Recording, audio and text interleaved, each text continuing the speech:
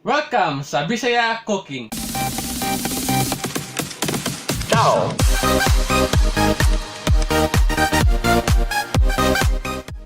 Karon maghimot ta og crinkles. Kani siya ang itulog ninyo, chewy kini siya og flavorful. So for the full list of ingredients, just check the description box. And don't forget to like and subscribe. So tara, sugdan na nato.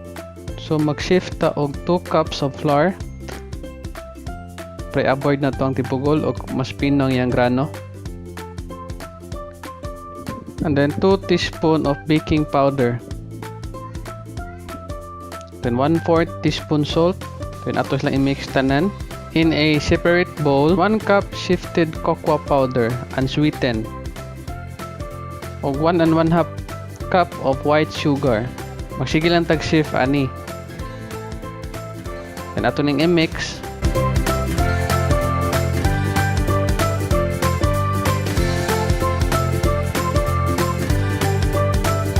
Butang taog 1 cup vegetable oil or any cooking oil.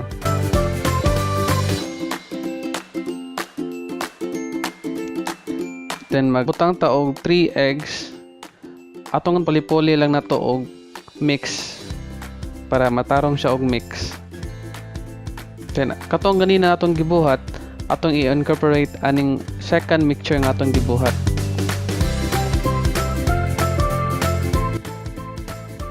Ato lang yapon anam-anamon aron mas mamix siya tarong.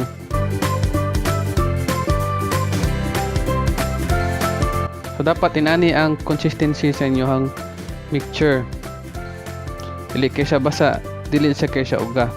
Then ato na ibutang sa ref for 30 minutes to 1 hour. After 1 hour, inaniyon siya pagpurma.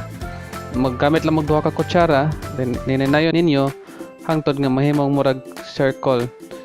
Then i-drain siya or ituslob siya sa powdered sugar.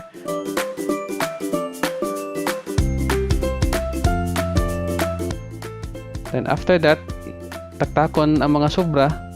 Then ibutang sa baking sheet or parchment paper above a baking pan. Ato ni ibutang sa oven for 10 to 15 minutes, 180 degrees Celsius. Then after that, muna ni siya ang purma sa toang crinkles. Sindot kita naon yung mga buwak-buwak.